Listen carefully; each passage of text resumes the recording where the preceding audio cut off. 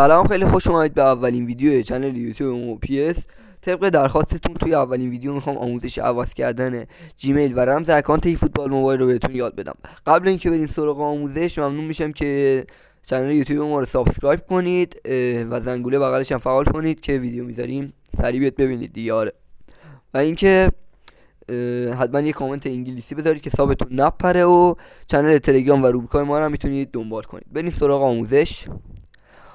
وارد گوگل میشین، از مرورگرهای دیگه هم میتونید استفاده کنید، ولی حالا ما وارد گوگل میشیم، مایکونامی رو سرچ میکنیم، وارد اولین سایت میشیم. حالا ببینیم بدون فیلتر شکن نمیاره، بریم فیلتر شکن رو روشن میکنیم. این فیلتر شکن رو فایلش رو براتون توی کانال تلگرامی میذارم، چون توی روبیکان نمیشه گذاشت فیلتر شکن رو. فایلش رو توی کانال تلگرام میذارم که لینک کانال تلگرام توی دسکریپشن همین ویدیو براتون میذارم، توی بیوگرافی کانال یوتیوب هم هستش. وارد سایت میشیم، دوباره وارد سایت میشیم. اینجا باید نتتون رو عوض کنید. حالا اگه نت نداشتید پس فیلتر شکنتون رو عوض کنید، چون اینطوری مشکل برای همه مشکل ممکنه پیش بیاد. حالا من فیلتر شکن خاموش کنم، یعنی بستگی به نت و فیلتر شکن داره، یعنی بعضی وقتا با بعضی نت ها بدون فیلتر شکن و بعضی وقتا با بعضی نت ها با فیلتر شکن میاد. خب وارد سایت میشیم، روی لاگین میزنیم. برای چنج کردن اینجا باید رمز و جیمیلتون رو وارد کنید و اینجا تصویر مرتبط با تصویری که نمایش داده رو انتخاب کنید و روی لاگین بزنید. ولی حالا مثلا شما میخواید اول رمزتون رو عوض کنید، روی فارگت یور پسورد میزنید، ایمیل اکانتتون رو میزنید. مثلا ایمیل اکانتم رو من میزنم، ایمیل اکانتم رو وارد میکنم، بعد وارد برنامه جیمیل میشم.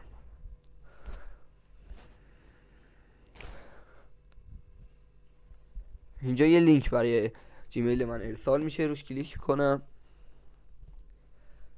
نیو پسورد یعنی پسورد جدیدمون رو وارد میکنیم. حالا من پسورد جدیدم رو وارد میکنم.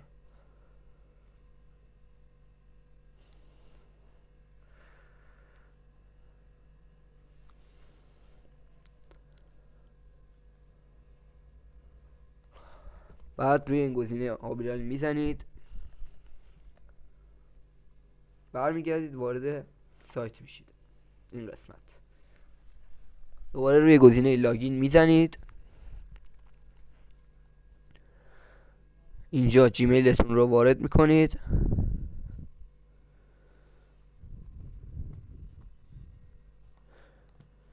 رمزی که گذاشتید رو وارد میکنید،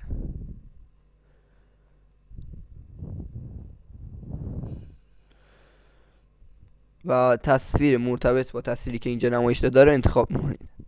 روی گزینه لاگین میزنید. کد تایید 2 مرحله یا همون کد تایید 6 رقمه برای جیمیل شما ارسال میشه، اون رو باید وارد کنید، یه رفرش کنید، اینجا کد رو کپی میکنید،